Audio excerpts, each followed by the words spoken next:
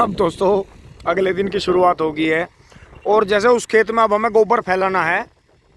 जो वो खेत पूरा हो गया था क्योंकि हमें उसमें बहुत कमी गोबर डालना था, तो दोस्तों रात में इसे अंधेरे में ऐसा कर गया था। तो ये कहीं कहीं से दोरे का खूड़ भी है, हल्का हल्का छट गया है, तो कहीं से हल्की हल्की मट्टी इसकी हटानी है और कहीं पर लगानी है। वैसे ज़्यादा बेनिफिट तो लगाने का ही होगा, लेकिन ये पहले पूरा उग जाए, उससे बेनिफिट ज़्यादा मिलेगा। जब ये पूरा उग जाएगा तो आप देखें सुबह सुबह का टाइम में बड़ी अच्छी पछवा हवा चल रही है, धूप खिल रही है। और दोस्तों आ जाओ आप भी चाय पी लो। मैं 9:30 बजे ठेकेदारों की चाय लेकर आ गया हूँ और 2 दिन ये मौज मस्ती करने के बाद में अब जो है तैयार हैं, छोल कर रहे हैं। बहुत बढ़िया, ये बड़ी खुशी की बात है क्योंकि दोस्तों इनके भी काम रहते हैं डेली डेली छोल के। ये बहुत सारा इनका काम, जैसे शहर बाज़ार जाने का है, रिश्तेदारी का है, और इनकी ताई भी जो थी चाची गुजर गई थी, तो उसमें भी काफ़ी मेहमान आए। और आपको पता ही है फिर मरने जीने में आपको पता ही है टिंग टोंग हो जाता है, दावत पानी चल जाती हैं, तो उसका भी असर पड़ता है।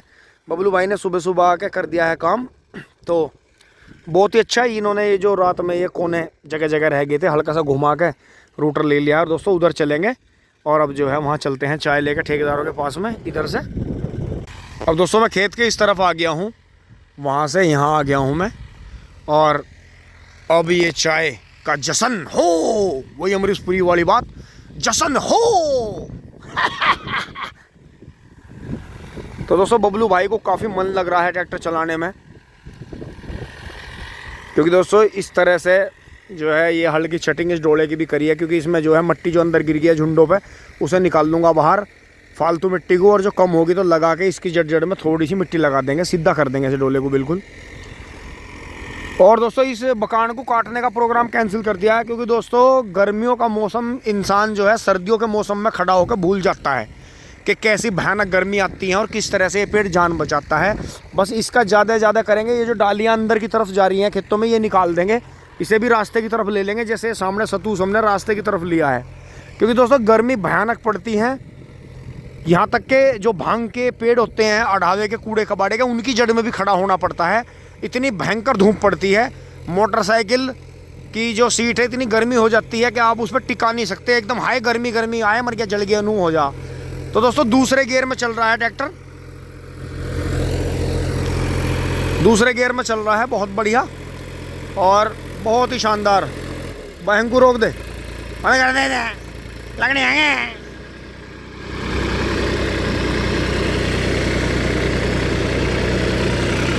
तो फिर एक काम कर, आगे कोई ले चली जाए,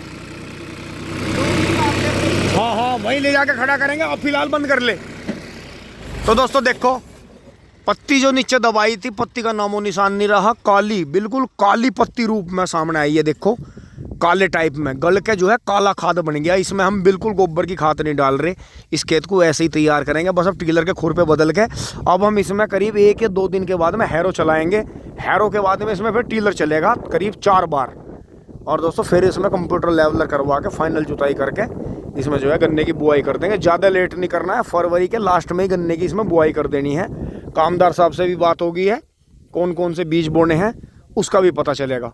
तो दोस्तों आ जाओ, जो है चाय पी लेते हैं फटाफट।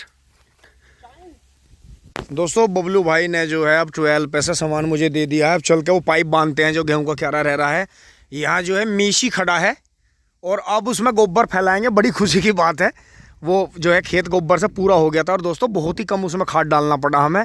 इस बार हमने बिल्कुल भी 1 भी रुपये का खाद जो है मोल का नहीं खरीदा है, क्योंकि सड़क वाले में, ट्रेंच वाले में डालना नहीं है। पत्ती जुत गई है उसमें 2-3 साल लगातार, और इसमें दोस्तों ये भी खेत कामयाब कर लिया है। और गेहूं वाले के लिए हमारे पास में कूड़ी पड़ी है, जिसकी कटिंग शुरू करेंगे आजकल में ही। तो दोस्तों मेसी खड़ा है रूटर लेके और जो है खाद फैला के इसे चलाएंगे, आप देखेंगे। और अब चलते हैं फटाफट गेहूं के लास्ट क्यारे में पानी करते हैं। ये यहाँ से सामान ले लिया है, बांधते हैं चल के उसे। और यहाँ थोड़ा सा पानी खोला हुआ है जो है बोतल वोतल भरने के लिए। और दोस्तों सुबह सुबह बबलू भाई आके बहुत सुबह एक बार राउंड लगा दिया था गेहूं पे। रात में 9:30 पौने 10 तक मैं भी था यहीं। और दोस्तों फिर उधर वो सामने सचिन का भी सहारा है, सचिन का, नवीन का। इधर मोनू पंडित जी का बहुत सहारा है।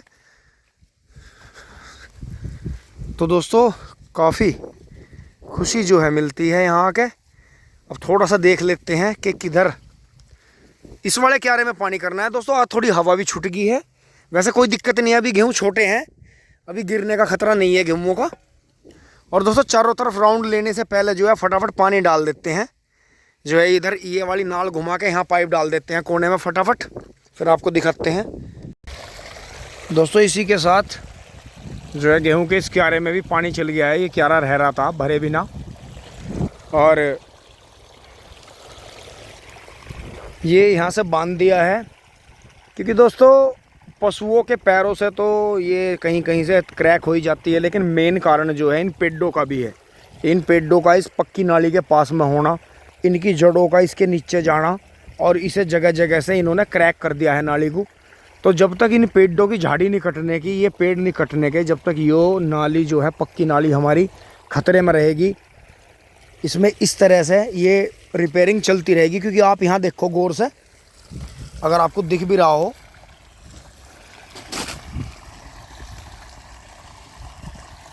कि ये जो है देखो, ये देखो यहाँ कितनी सारी जड़ें आ रही हैं।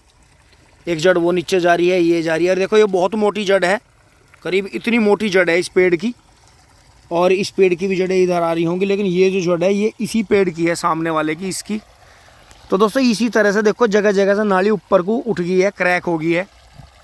तो गौर करने की बात यही है कि इन पेड़ों ने सबसे ज़्यादा इस नाली को नुकसान पहुँचाया, क्योंकि डबल लेयर की नाली है कि ईंट एक बार बिछाई गई है सीमेंटेड, फिर ऊपर से भी सीमेंटेड बिछा कर ऊपर से बहुत मोटा डस्ट का बजरपुर का प्लास्टर किया गया है। तो ये हमारे पापा जी ने ही बनाई थी नाली, पूरी वहाँ से वहाँ तक खोद दी, और जो कोठा था वो तो मिस्त्रियों ने बनाया था। तो दोस्तों ऐसा नहीं है कि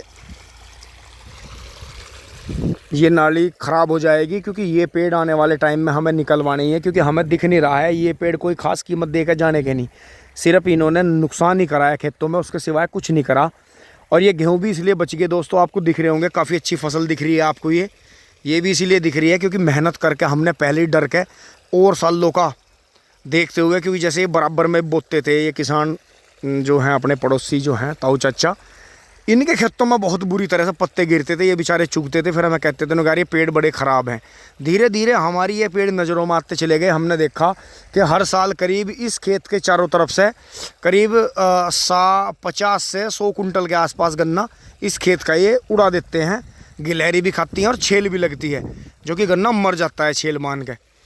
तो दोस्तों वही हमने फिर दिमाग लड़ाया कि ये पेड़ जो है काफ़ी जंगल में दोनों साइड में नुकसान कर रहे हैं। तो दोस्तों अब चलते हैं अपना जो है खाद फैला लेते हैं। यहाँ का इतना काम हो गया है, पानी चल ही रहा है धीरे धीरे, बीच बीच में आके इसे देखते रहेंगे, क्योंकि यहाँ पे जो है गेहूँ अंदर पाइप डाल नहीं सकते थे, गेहूँ ख़राब हो जाते, तो फिर यहीं पे डाल दिया है। बाहर हल्का फुल्का यहाँ गड्ढा होगा, उसे बाद में मिट्टी लगा के ठीक कर देंगे। अपना चलते हैं फटाफट अपना सामान उठा के।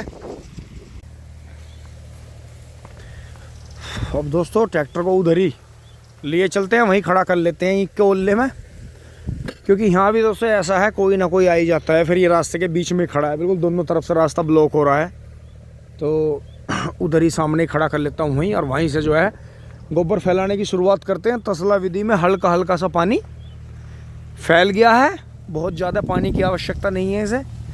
लेकिन दोस्तों एक खतरे की बात यही है कि ये जो ऊपर वर्टिकल आँख रखते हैं, अगर हम ये एक छावला यहाँ बनाते और फिर इसी के साथ में इन दोनों के बीच में भी एक छावला होता है यहाँ, तो एवरेज बढ़ता।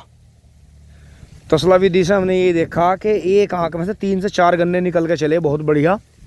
और इसी तरह से आप लेजर के खूड़ में भी कर सकते हैं। आप 32 का, 34 का, 36 का खूड़ कर लें, क्योंकि 1-2 इंच कम हो जाता है फिर वो बुआई करने के बाद में। तो ऐसा नहीं है कि ये जो बीच में जगह खाली रह गई ये आपको कोई बेनिफिट नहीं दे रही, इसलिए ये जगह यहाँ से खाली रह गई, इसमें भी जो था आँख लगनी थी वर्टिकली। क्योंकि दोस्तों आप खुद देखो कि इनके करीब होने से वो आँख मर नहीं गई, उसने भी गन्ने पैदा करे, इसने भी करे। तो अगर इनकी जड़ में सब जगह आँख हुई होती, दोनों साइड का खूड़ ऐसा होता या ऐसे होते इनके बीच में, तो दोस्तों बहुत मतलब जितना गन्ना खड़ा है इसका डबल पैदा होता, हल्का मामूली मोटाई पर फ़र्क पड़ता। तो ऐसा कुछ नहीं है, बहुत ज़्यादा खेती में बदलाव करने की ज़रूरत नहीं है। जो सामान्य अपने कूड़ चले आ रहे हैं, जो पहले बैलों से निकाले जाते थे 18 के 22 के, वो बढ़ते बढ़ते 30-32 इंची पर आ गए हैं। तो कम से कम 34 या 32 इंच का खूंट तो कम से कम रखें और उसी में बीज आप छांट के बुआएं। जैसे कि आप यहाँ देखें कि ये जो है गन्ना, इसमें ये गन्ना कमज़ोर है लेकिन ये गन्ना अच्छा खड़ा है, तो यहाँ से आधम से काट लें इसे, क्योंकि चीनी की मात्रा नीचे ज़्यादा रहती है, ऊपर कम रहती है। तो ऊपर का गन्ना जो कच्चा है, कच्चा ही बीज कोई भी हो, कम दिनों का बीज अच्छा रहता है गन्ने में, बहुत ही बढ़िया। और अपने कामदार और अपनी जो गन्ना सोसाइटी है, शुगर मिल है, वहाँ पता करते रहें कि कौन सा बीज सही रहेगा और अपना किसी भी तरह से बीज अरेंज करें और उसे बोएं, आपको बेनिफिट मिलेगा। चलते हैं दोस्तों अपने ट्रैक्टर को लेकर उधर ही फटाफट।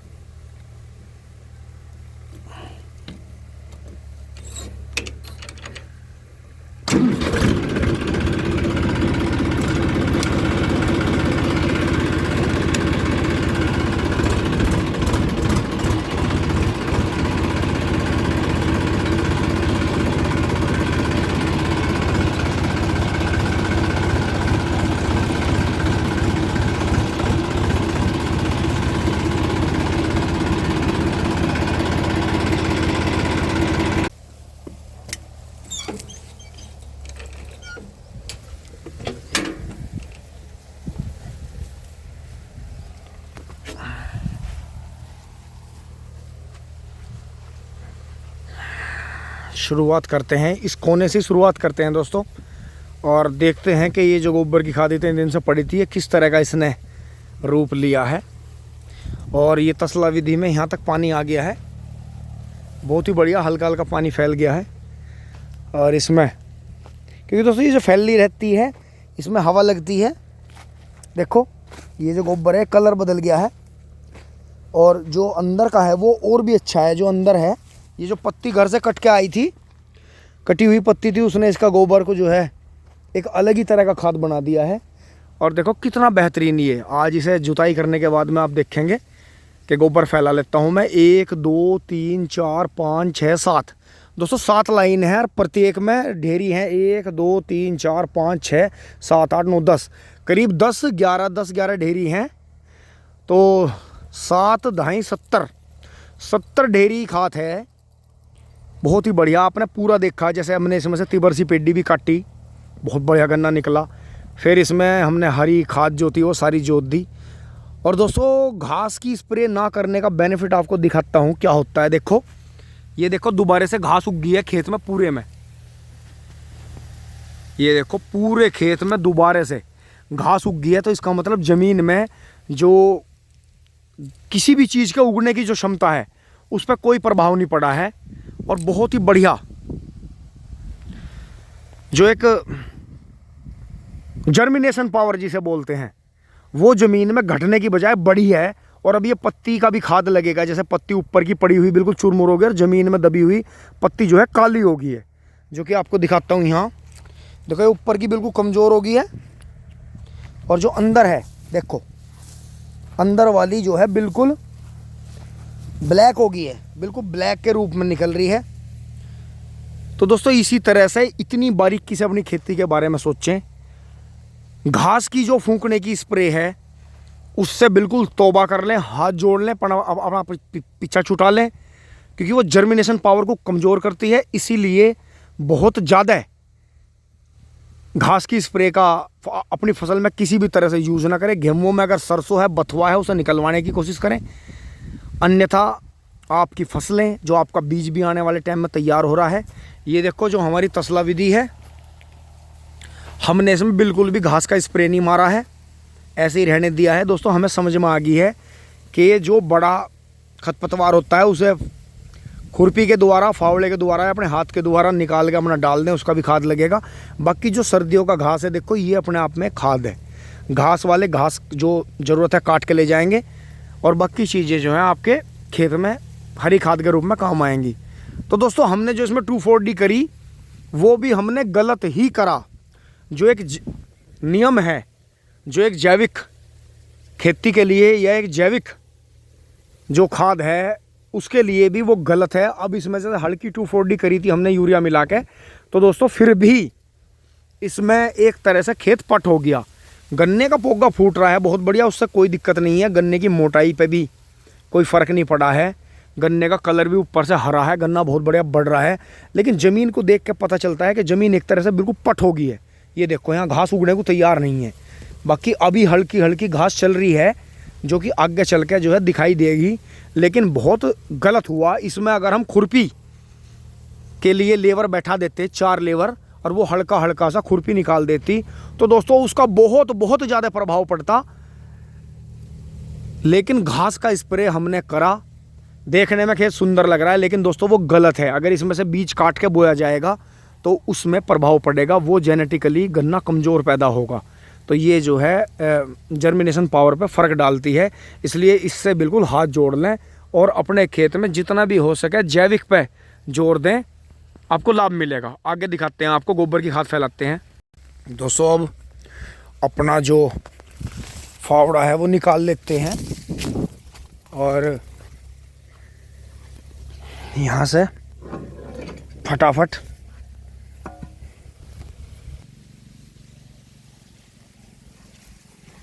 निकाल लिया है।